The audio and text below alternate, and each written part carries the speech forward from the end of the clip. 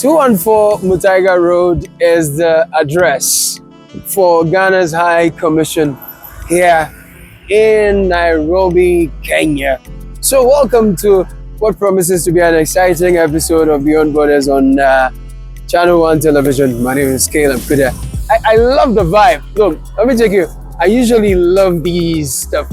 I don't know what this tree is called, but its flower is very beautiful. I've not seen one in maybe I saw one in Lagos, I'm not sure, but I love this part of it. But this address, right, was acquired by Osajifo Dr. Kwame Nkrumah in the 1960s. Would you imagine that? And along the way, the government of Ghana abandoned the residence or the property. We're told about 90% of it decayed or got deteriorated, but over time, we have recovered it, we have reinvested in it. Now we have the office and the residence of Ghana's High Commissioner to Ghana's High Commissioner or Ghana's High Commission to Kenya. Technically, if you're Ghanaian in Kenya and anything happens to you, someone is chasing you, you run here, you're back home. So you enjoy some amnesty, nothing can happen to you. So welcome to Ghana's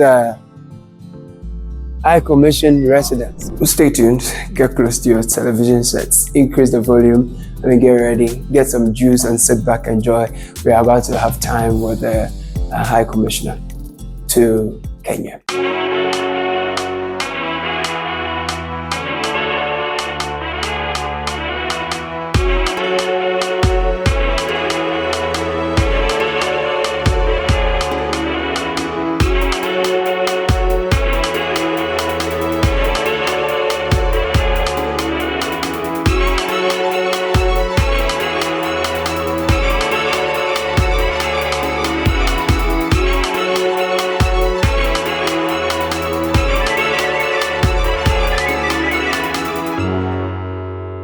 So we've come to the office of Ghana's High Commissioner to Kenya, His Excellency Damte Bediako Asare, to have a conversation, get to know him personal level and understand the job he plays for us on behalf of all of us here in Kenya. So if you're in Kenya, he's the representative of the president. So technically we are talking to President Akufo-Addo. Except that this is his representative here in Kenya for us, right? And for all of you who are back home, you want to know what opportunities there are, what is life like here, how are Ghanaians doing here from the perspective of that. Your Excellency, thank you for having us in your beautiful edifice. Yeah, and thank you for having me. Wow. So we understand this land was acquired by Dr. Kwame Nkrumah some years ago. Yes, I think in the 60s, I think it should be 64, 65, thereabout, yes. Wow, tell us more about that. Well, what can I say? It's safe to say that the land was acquired during the period I've just mentioned. And that means that we used to have a mission here since that property was acquired. And we were here till I think in the early 80s when the mission was closed down. Right. So we had facilities. We have two facilities, one serving as the residence and the other serving as the chancery. Chancery is like the office of the High Commission. But I think over time, we were not able to maintain the property and it deteriorated to the point where it was not habitable. Right. We could not use it. So we ended up, when Ghana reopened our mission here in Nairobi in 2008, we were renting both the chancery and then the residence. Even though we had this place? We had but it was not usable. We had run it down? Yes, it had run down. Okay, we abandoned it. It had run down. We ran it down. So, I mean, that was the state. It was not habitable. And I think since the 2008 when we reopened, the previous High Commissioner, my predecessors, I could see on the file, they've made all efforts to be able to rehabilitate it so that we could use it. Right. We've tried, I think, since 2008. And so we were fortunate that during this period, with the support of the ministry and our Honorable Minister, Honorable Shirley Arikoboche, supported the mission and were able to, the ministry was able to raise the necessary funds for us to rehabilitate. Wow. So when was this place reopened? 2008, as I said. 2008. Yes. Oh, right. That's interesting. Anyway, I love it. I'm sure that after this we can have a tour of it. I love the compound. I love the I'll gladly do that. landscaping. We'll gladly do that for I you. particularly love the trees and the greenery over here. It must be a haven.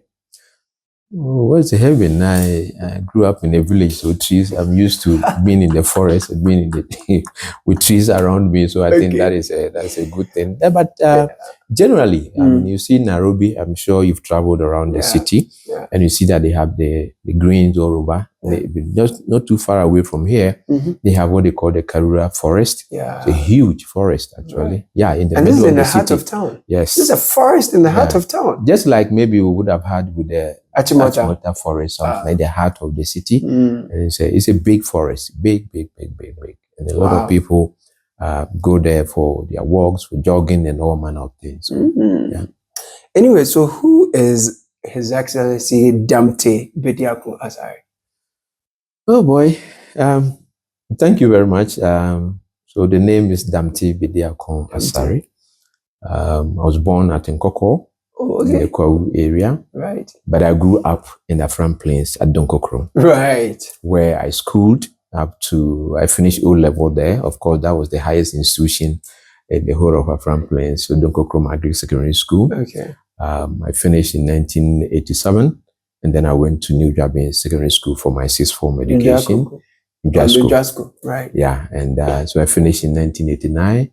After, those days you used to do a national service after sixth form before you proceed to the university, and then after university you do another national service. Oh. Yes, that's how it used to be. Really? So after sixth form, I did my national service in the Afram Plains there, and then continued to the University of Ghana, and then finished in 1994. 94. Who were some of your classmates in New Jabin?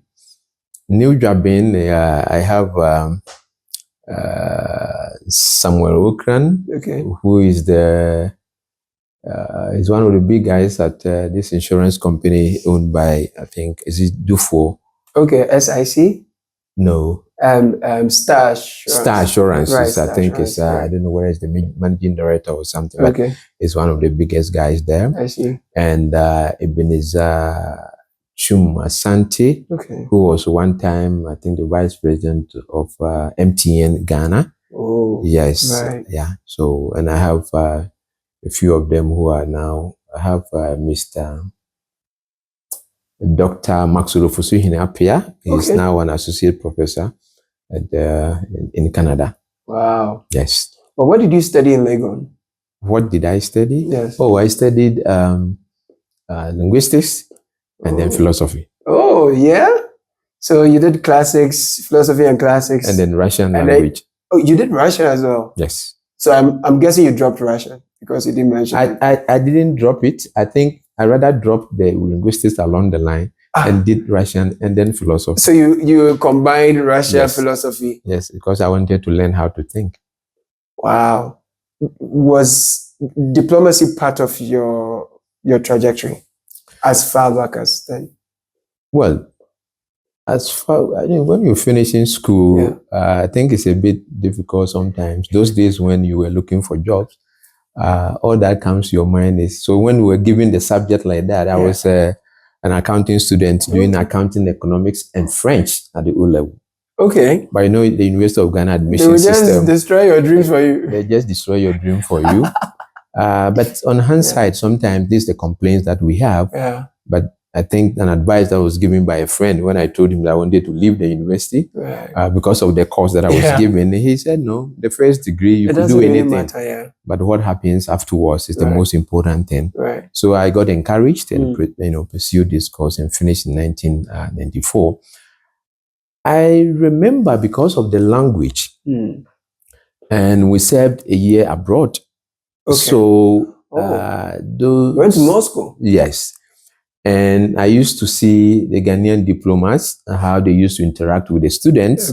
So I got the impression that, this is a good diplomacy life. It's not a good life, but this was a profession that was worth pursuing. Yeah. So sometimes, oral exams, they ask you, what do you want to become? You say diplomat, but you didn't know how you were even going to become a diplomat in the first place. Yeah. So you nest that desire to take the diplomacy career path in Russia? Well, I think it was just a thought. Okay. Because I mean, you were saw- inspired. That You was got the that first inspiration time from maybe Russia. I came closer to watching, observing how Ghanaian or how diplomats generally, behave and conduct themselves. Right. Yeah. So the profession seemed to have excited me. I see. What was the last time you came back to Ghana? No, I come often, but sometimes it's mixed with official trips. I think the last time was in April when President Ruto, visited Ghana. I had to be in Accra. That's so correct. That was the last time. That's correct. Take me back to Ghana, growing up in Donkokrom, being born in Nkoko, growing up in Donkokrom. Donkokrom is a very huge farming community with a lot of water bodies. It's been said, Afram Plains generally has been said to be one of the bread baskets of Ghana that could feed the rest of us. Yeah. And all of that. How was childhood like? Well, I hope I remember a few things, but then as I said, you're right in saying that Donkokrom was a farming community, and my parents were farmers. My father was a goldsmith, still operating at Nkoko, but then he has his farmlands also at Donkokrom. Right. He had a cocoa farm, he had forests for cultivation of crops and all that. My mom was a petty trader and also a subsistence farmer, of course, supporting my father in his cocoa farm and all that. So we grew up generally also helping our parents working in the farms. Yeah. And I took the farming to a point where at some point in my life where I had to fend for myself and my education. Right. I was a farmer myself. And do you want the cocoa fruit? Yeah, well, not cocoa farm because, you could not. Cocoa farm, the gestation period, that's quite too long. Yeah. So I used to, you needed, crops like the maize that you could harvest and make your money. And then you are off to school. So you had to farm at some point to fund your education? Throughout, from secondary school, from 1 to university. Wow.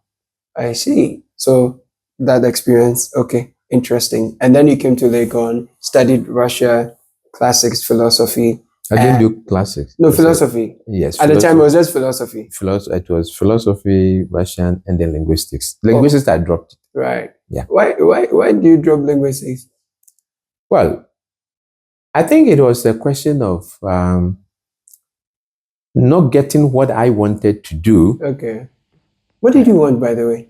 No, at the time I wanted to do administration. I think I missed it by 1 because of the French. Yeah. So I don't think I forgive myself. No, but language took you away. And then you got into another language. Yeah, the language, and that was also a course, surprising, I was running away from. I felt that the language was difficult. I was very good at the writing, like the French. Right. It's very good.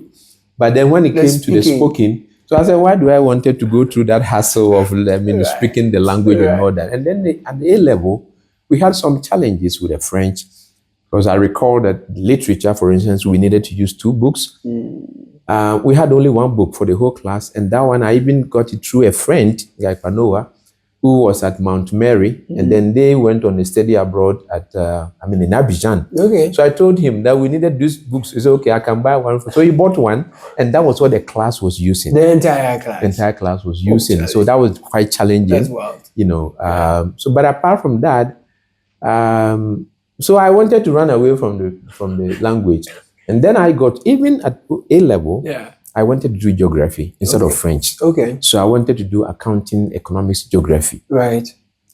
Not knowing that the years passed, the school had a policy that whoever came there to the 6th form with a grade of 3 and above will be asked to do French. And I had 3 in French at the O level. Oh. So to them, I was good. You were a good student. But I know my own challenge in terms of just the spoken. As for the written, I didn't have a problem. But the spoken was a challenge. So an accounting student and accounting economics were one of my best subjects actually. And then all of a sudden, we moved to go and do linguistics, philosophy, and Russian. Yeah. I remember when I saw it, I went to the University of Ghana and I said, oh my goodness, I think I'm finished. But then with encouragement, I had a few older friends on campus whose advice I consulted, and they were able to advise me, and I think it did help. So when did the journey to becoming a diplomat really start? I would say after national service, and this is what I used to do. I actually learned how to type when I was doing my national service after university. Okay. I did it at the non-formal education. Non-formal education. Something. Yeah, non-formal education. Was this on campus? No, Okay. at Efijasi in the Ashanti region. Right. So, whilst there, during the break period, I asked the secretary in the office to teach me how to type. And the reason why I did that was I wanted to type my own applications. Ooh, you didn't want someone seeing your... No. Okay. It was that, who are you going to get to type the thing for you? So if I could learn how to do that myself, why not? So she taught me.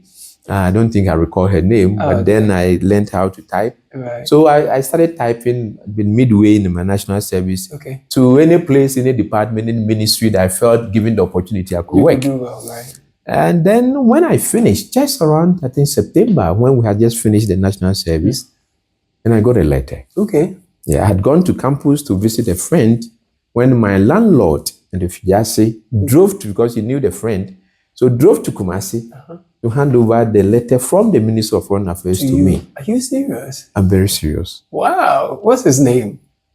Mr. Is it Asante? Oh, wow. Yeah. I intend to pass by one day, anytime I happen to be near Kumasi, to drive to Efijasi to go and see him. He was one of a kind person. Wow. And because in my national service, when I got the accommodation, I told him that, please, sir, we are paid on quarterly basis. Quarterly? Oh, yes. At the time, it was not monthly.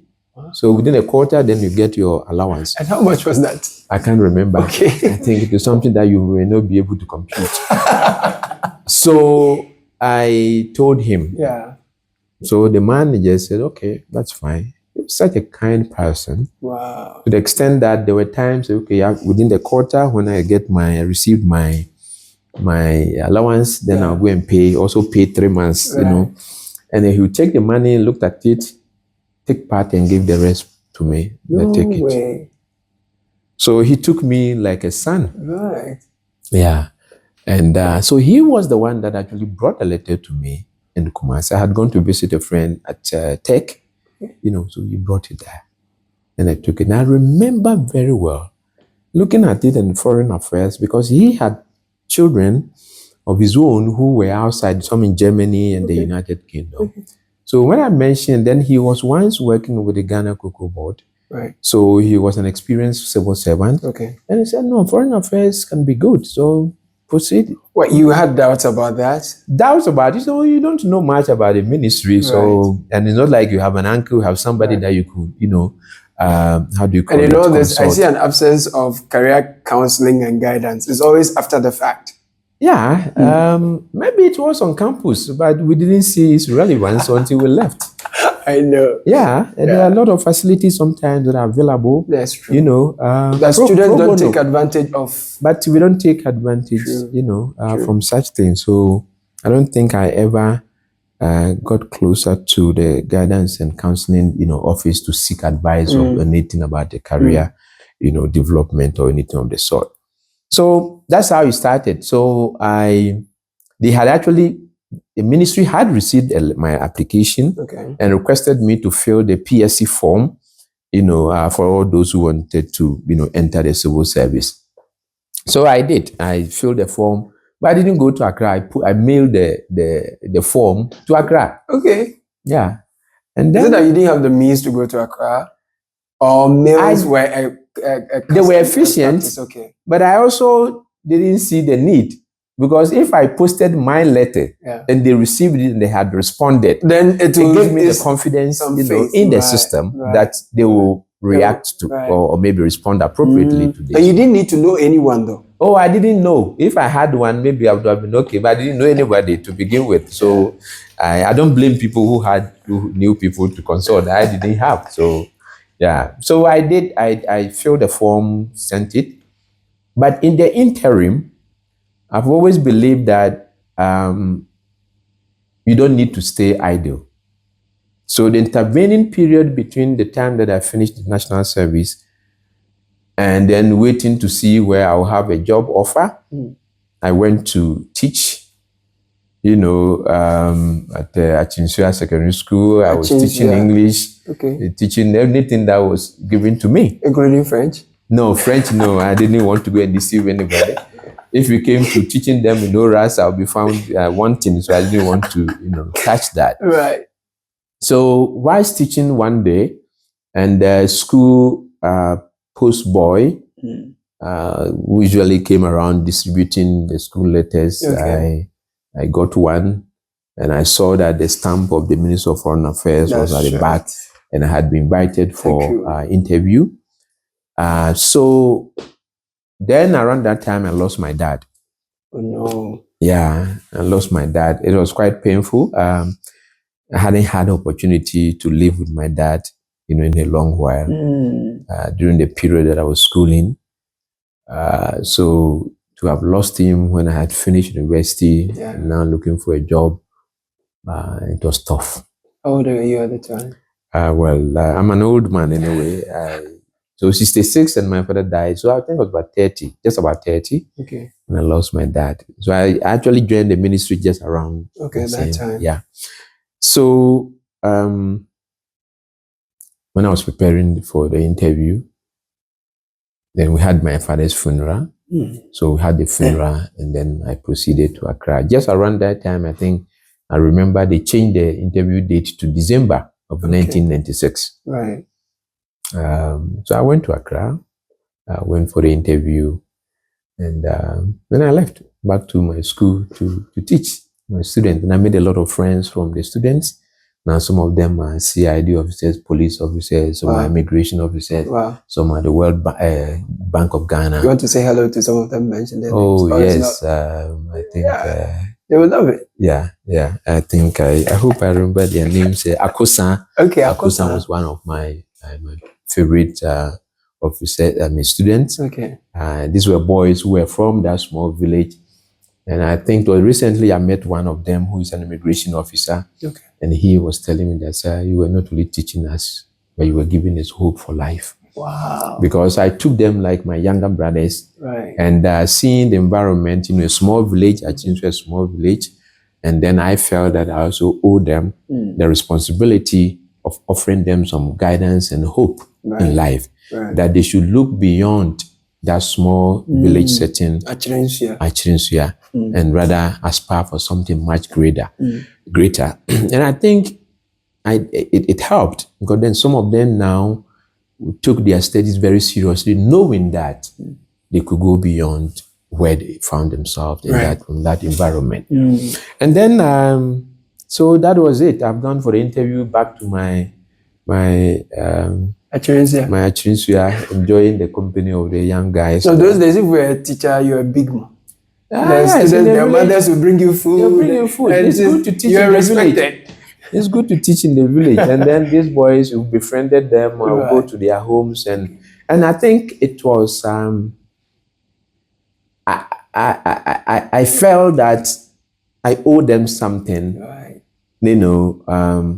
by giving them some advice, some guidance, but the need for them to be very serious with their studies and all that. And I'm just impressed that I saw one who is in the police. I've seen two already who are in the immigration. One is a business guy, and then this gentleman who is at the Bank of Ghana. Amazing. Yes. And he even has a PhD. He's a PhD holder now. Wow. And I think that I have had my own experience about teachers. So I have enormous respect for teachers in my life. Right. Generally have enormous respect for teachers. Don't we all love our teachers? Well, I don't know about you. I'm talking about mine. We owe them so much. So much. Wonderful. We are hanging out with His Excellency Asare, and we'll take a very quick break. This is Beyond Borders on ChannelOne Television. My name is Caleb Kuta. When we are back from this break, we'll delve into his journey at the ministry where he started his national service and how that journey has blossomed into his career as a diplomat. Stay with us.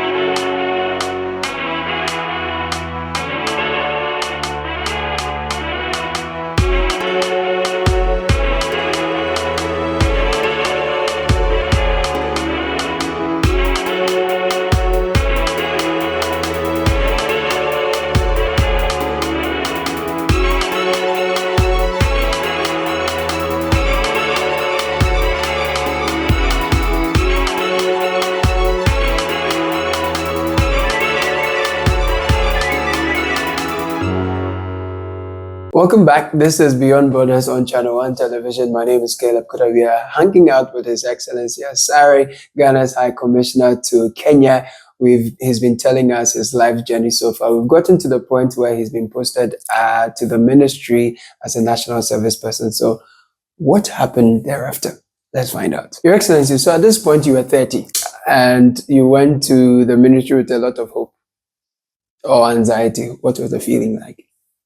Well, let me just say something. I think because I want to acknowledge, Right. I did tell you about, maybe I'll mention 3 teachers. Okay. One of them was my French teacher, Mr. Mensah, at secondary school. Okay.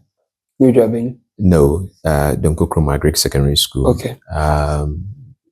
He was my French teacher. And well, at the village level, so I was a good student. And he didn't understand why my father should be at Nkoko and then I should be studying in the village. Oh. Unknown to me, Mr. Mensah traveled to Nkoko himself, went to look for my father, and had a conversation with him, asking him why he has left me in the village to study when there are good schools in the Kwawu region. Wow.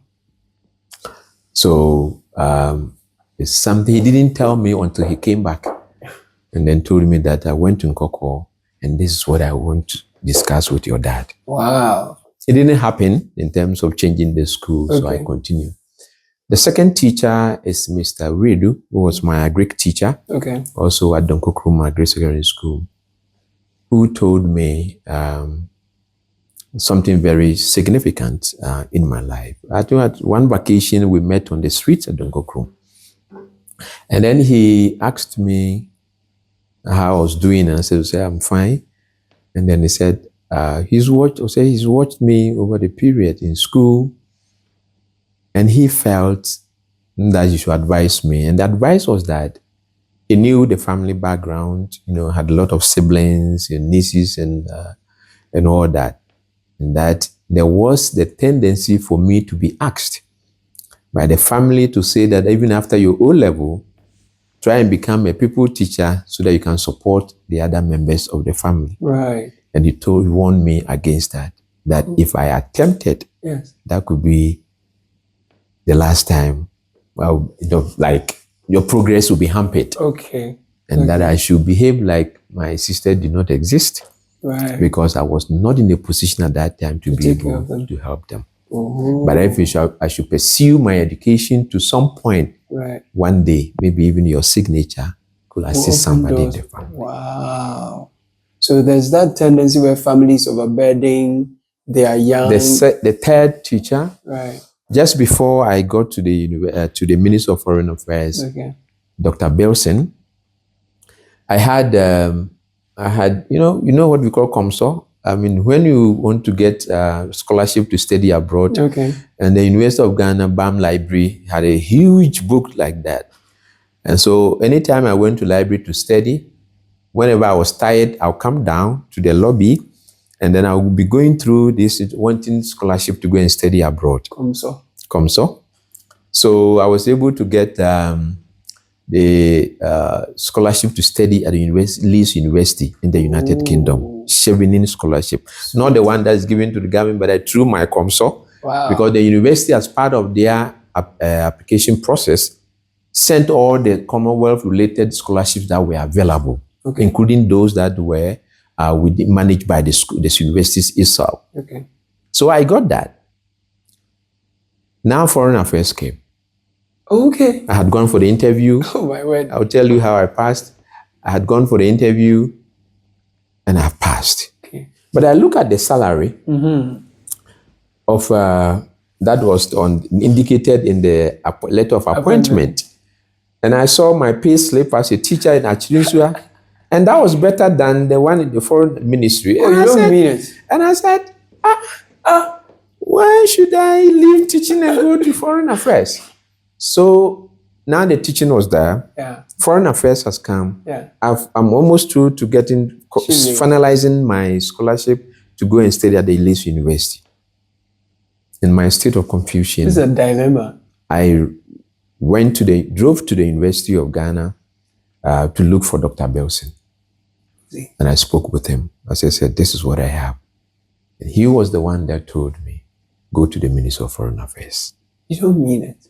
Who's Dr. Belson? Dr. Belson, we used to call him Abodwe. I hope he will forgive me. Because he's a bearded, nicely trimmed beard. But, yes. Was heavy, eh? Yeah, sorry? Was it heavy? No, he wasn't heavy. I mean heavy Abodwe. Oh, yes, nicely trimmed, very dark. It was beautiful, actually. But we used to call him Abodwe because of the Abodwe, Oh, students. Yeah, so he was the one that actually helped shape my destiny in terms of joining the foreign ministry. So what reasons did he give you to go to choose ministry? Well, he said that, okay, you're going to do your master's in, I think it was international relations. Okay. And he said that you're going to come back and still be looking for a job. Okay. Now you have a job. Right. And then he told me that training in international relations or international affairs was part of the training, portfolio of the Ministry of Foreign Affairs. Okay. So essentially, I could kill two birds with a stone. Right. By joining the ministry instead of regular training. Yes. Okay. We had regular training. So that's what happened. And then finally, so now I sent my acceptance letter to the Ministry of Foreign Affairs. Wow. And then at the ministry, what happened? And then I joined the ministry. Sometimes certain things happen to you in life and it tells you the handiwork of God in your life. There are things you can't explain. Right. When you join the ministry, and it will take sometimes maybe 3 or 4 to 6 years before you are posted out, for the first time. Mm-hmm. I spent 1.5 years and I was posted out. It must have been, throughout my life generally, I have always believed that you do your bit. It is not in all circumstances that you can determine the outcome. Okay. So if I'm studying, I study very well. Right. I can determine the results. Right. Because there are certain interesting things that has ever happened in my life. O-level, I finished O-level. But economics was one of my favorite subjects. And I could say at that level, I was good at economics. Right. I was. And we finished O-level. When I joined the foreign ministry, an area called in Accra, I think Lankwantanan Presby Church. Okay. So I went there the first day, the church service, and then the usual introduction that we do in the church. First timers, you get up, introduce yourself. So I introduced myself, mentioned my name, and I told them I was working at the foreign ministry, and that was the end. But when we closed from church, an elderly man in the church approached me and he asked, what did you say your name is? So I mentioned my name again, Damtibidi Akwansari. Then the man asked, which school did you attend? O-level. And I said, Donko Kroma Grace. Sometimes we say, Donko Kroma Grace Secondary School. Because people are coming from Kwaboche, this and that. Then Donko Kroma Grace Secondary School. So I said, where is it? Is it on the map? So I mentioned it. And then the man went further. Did you do economics? And I said, yes. Then the most surprising part, did you get 1? Wow. I paused. And That's I said, probing. Yes. Wondering what's going to be next. And he told me a story that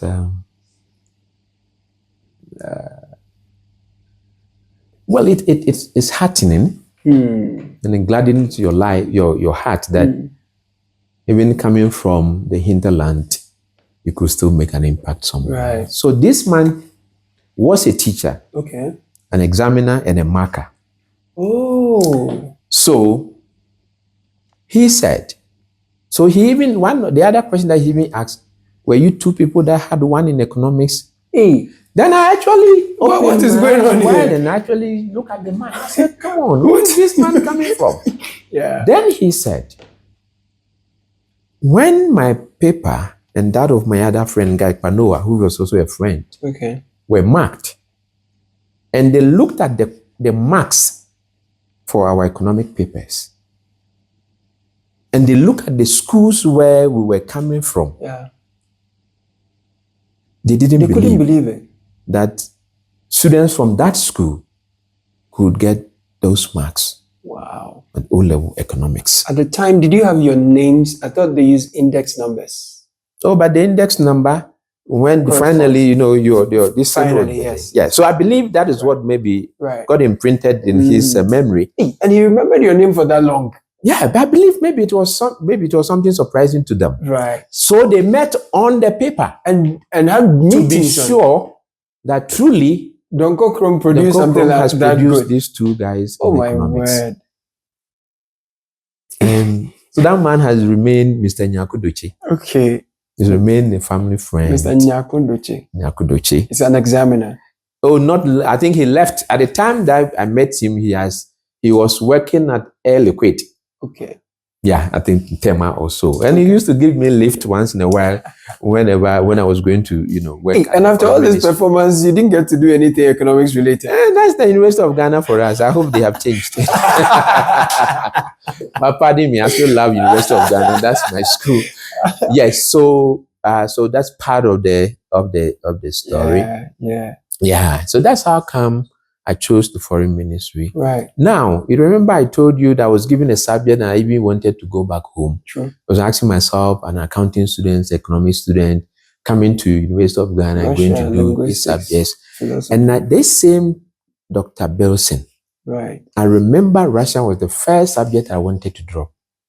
You know, when you enter the university, after the first year, the first few months, during the registration process, you are allowed to change, if possible.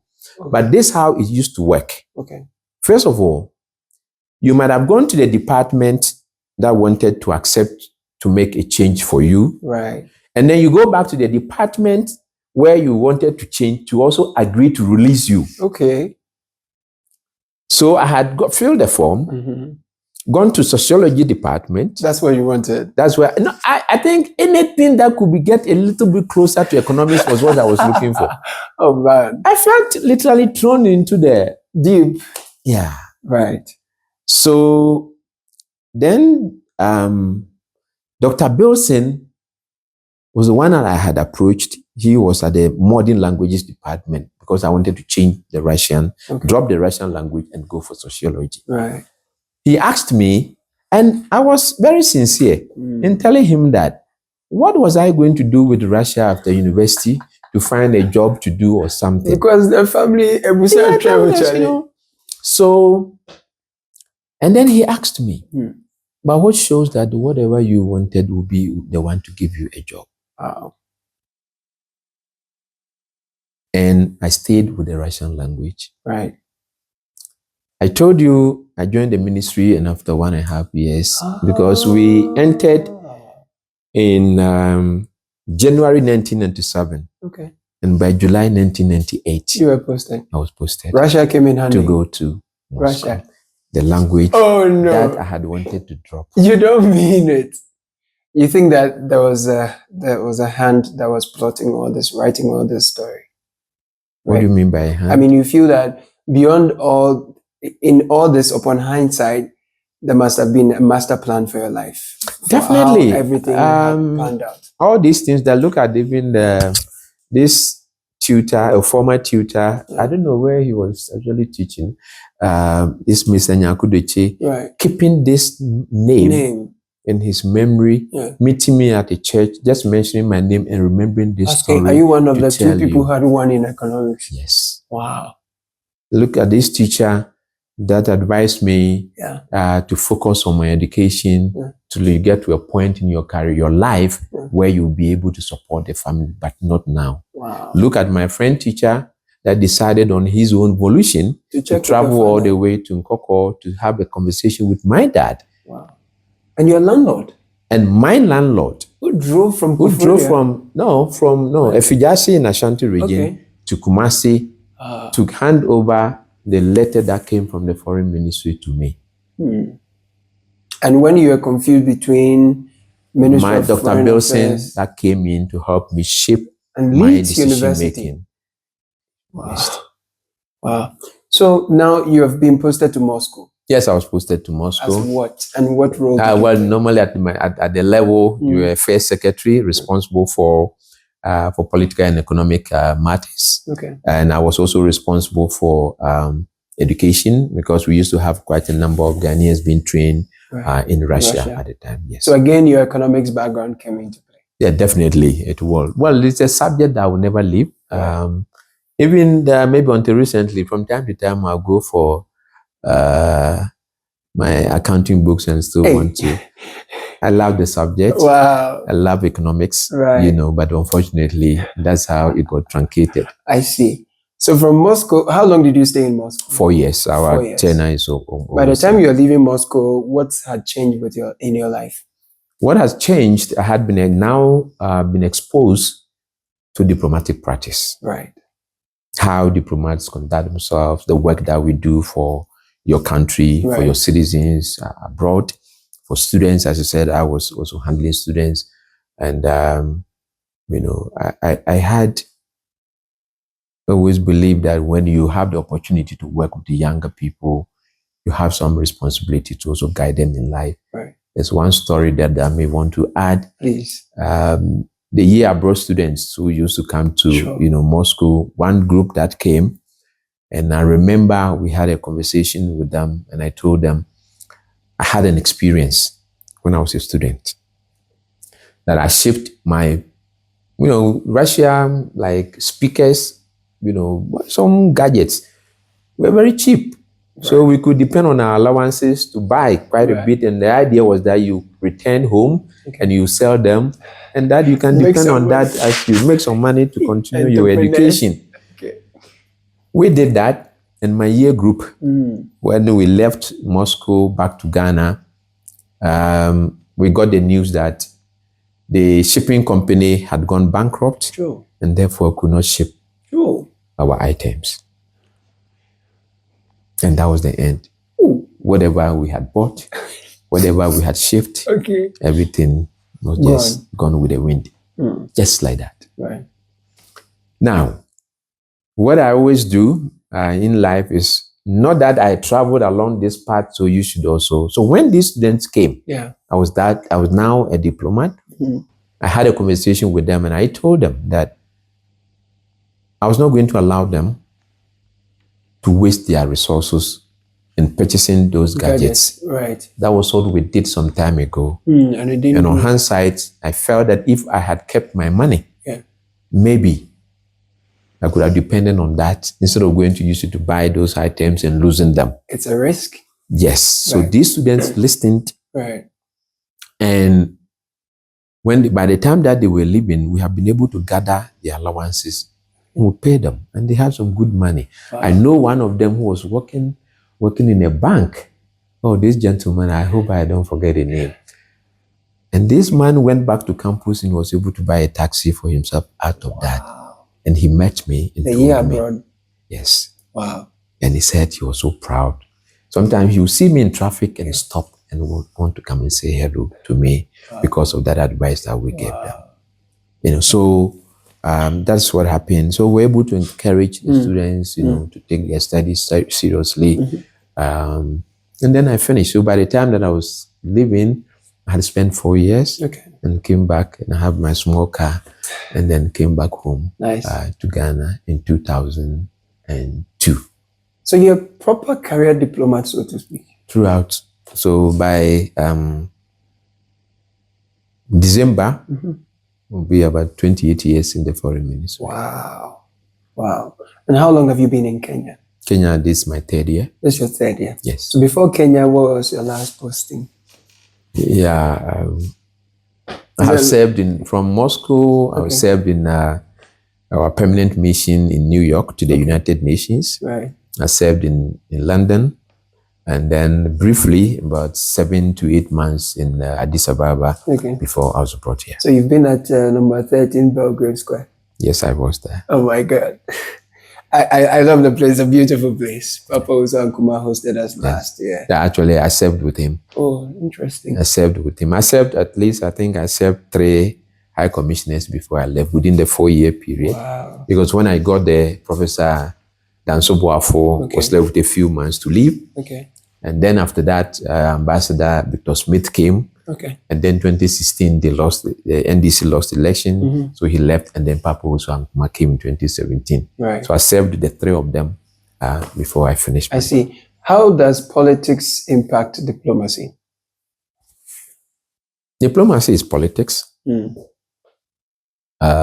we talk of global politics, it's about international affairs, it's about international relations, it's about the way states relate among themselves, either at a bilateral level or multilateral level. Right. So, but then of course, as a diplomat, you are a professional. Right.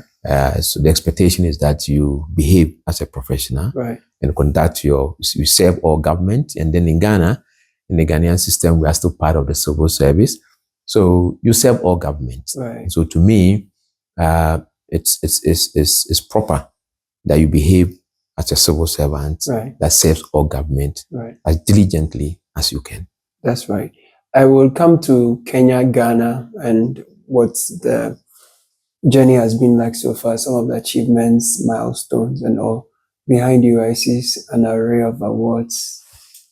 Yeah. Tell me about them. Well, I think I came to, I was, Tell me. I told you I went to Addis Ababa. Right.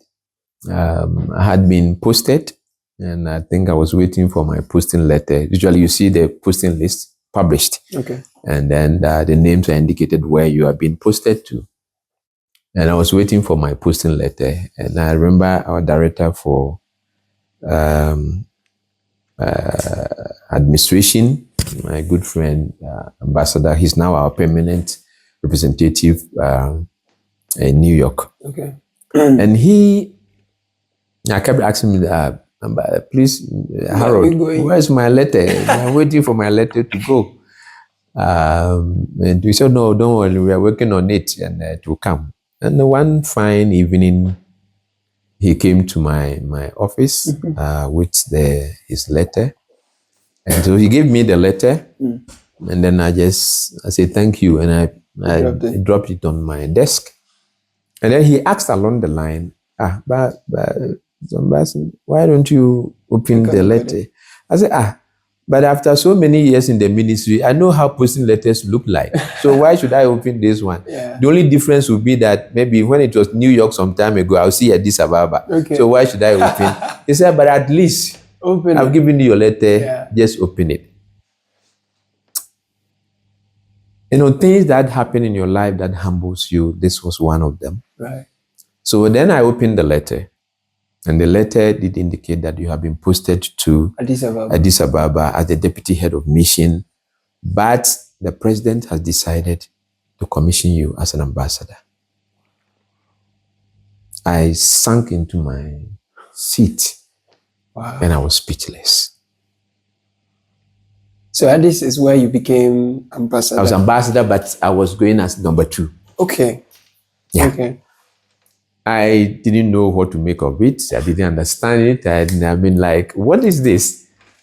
What does it mean to be number 2? Number 2, you are the second, the deputy head of mission. What did that mean to you at the time? Was that a promotion, a demotion? What was that? No. I was just going even as just number 2. Okay. I was going to be number 2 means that in our parlance, but you are the number 2. You are the second most senior person. Okay. Yeah, to the ambassador. Right. Yes, that is all. Okay. But mostly you go as an officer. You are a director at the director level. So that was a big deal. So it was huge. Yeah. To be written to that the president has taken this decision. Which of the presidents was there? President Akufo-Addo. Right. Nana-Addo. He was the one that commissioned me. So I went to Addis Ababa as number 2, but also as a commissioned ambassador. Wow. And I'm grateful. So from Addis, then you came to Kenya. Addis, and I also got appointed now as the substantive head of mission at the Nairobi mission. You've been roaming. I mean, your career makes you then roam a lot. Yes. Yeah. What are some of the challenges that come with? The challenge is, I would say, in It comes to sometimes maybe from the personal level, with the family issues. You are posted to some places sometimes, and it's difficult to carry your family along with them. And the children are growing. They've reached certain level in the education. Do you take them? Truncate their... And until recently, when we had some little support from the government to support the education of your children, there was nothing. Wow. So, but well, fortunately, that was when I have my first son, Benjamin. So he was still, little kid. So education wasn't much of a big deal. And then from there to New York. So they grew up somehow when we were in New York. And then we came back, home to Ghana. But then, now they were entering, Ben was about entering the senior high. And then the Kuya, that's my daughter, was also getting into the junior high, JSS. How was I going to take them with me to London? By the time, within the 4 years, they would never have completed any level of education. And so they will be hanging in there. Now I was compelled to leave them in Ghana so that they will be, visiting. Did they understand the complexity? Oh, they did. I remember when they wanted to come to London too. No, because fortunately for me, I think we are fortunate. 2 kids who are very humble. So when I remember the first time they visited when I was in London, I actually asked them, after they've combed London, went around, and they asked them whether they wanted to come and stay permanently for the education. I asked them, will you want to come? They said no, they want to be visiting. Wow, why? No, they like it. Being attending school in Ghana, they were making their friends now. Fine, yeah. They were maturing, they were making their friends. That's correct. They didn't want to lose that, And then during vacation, maybe something that I never had, you'll see that we are going to visit our dad in London. Charlie, that's some swag, man. That's it. So that's the life. Maybe they return to school and they'll ask you, London, come on. Write a letter how you spend your vacation. Someone talking about Dr. We are writing London. No, I mean, the vacation, I didn't even know Accra. So what was I talking about? So I think they loved it that during vacation they could come, and visit to me, and then I think that was okay for them. So family life is one of the biggest challenges that foreign service officers face in their career. I've talked about the education system, and we are also experimenting or experiencing different educational systems around the world. Imagine you are posted in Moscow, the educational system is different. The next time, the language, the next time you're in a different country, different educational system. So all these things, and then family life, and sometimes particularly for our ladies, your husband is working, let's say, as a bank manager in a bank. Sometimes the men will get a little bit lucky. You can convince your wife to come with you, maybe abandon her profession, take some leave. But how do you, if you're a lady, your husband is a bank manager, how do you tell the bank manager to, leave his job and come and follow you? So these are some of the challenges that you have, the education of the children. You've not told me how you met Eku and Kofi's mother, though. When I was teaching, I was looking around. I was not only writing on the board. Oh, you were watching and praying. I was watching and praying. And teaching. Yeah, but then I didn't get lucky there. And I left. So when I left, I had joined the foreign ministry. And I said, man must marry. Yes. So I started going back and say, all the friends that I've met along the way, maybe I should look at Ophelia. Okay. So let me... that's you smiling next to you. Yes. So I decided to make some move to see whether it will work. And I remember when I visited her in Sunyani one day, the father literally told the daughter after I had left that I shouldn't come to the house again. Oh, Anna. He said, she was not nice. But even while the man, they provided me lunch, and, so I was happy, and I felt that I was almost there. And then I went back to Accra. I called the lady, she wouldn't. And then he said, well, the father told her not to, he shouldn't allow me to come to Sunyani Shouldn't again. entertain you. The father didn't understand why I should go and visit her and I should go and visit her. And then when I got there, I was told that they had a farm not too far away from Sunyani, and they had gone to the farm with their dad. Oh. And I took a taxi and went to the farm. Okay. To look for her. Hey, love's errand. So the father would say, no, I don't think this is just a friendly, this man had something more than being just a friend. Agenda. So that was why he advised the daughter that I shouldn't come to the house again. But why was he keeping his daughter for what? Well, I don't know. Well, the man is a very, very hard father, very disciplined person, a disciplinarian, I should say. So I had also come back, and then, we have letterheads, of the institutions. And sometimes some of them, because the address has changed, so we had abandoned them. By the way, so I picked one of them with the Minister of Foreign Affairs on the letterhead. Okay. And we wrote the father thanking him for receiving me. So I think when the man saw that the Minister of Foreign Affairs and this thing, he realized that, no, I think I should be careful. So that's how I met Ophelia. And then we got married. Wow. Yeah, maybe before I went to Moscow. Okay. Yes. Yeah. I mean, it's been an interesting conversation. We've not even spoken about the Ghana-Kenya thing. And I think that we should do part 2 of this. Probably you will come home when you are more relaxed. It's been a long day. Today you are at the Ghana Trade House. There's been a lot of trade business going on between Ghana and Kenya. But we'll wrap up here.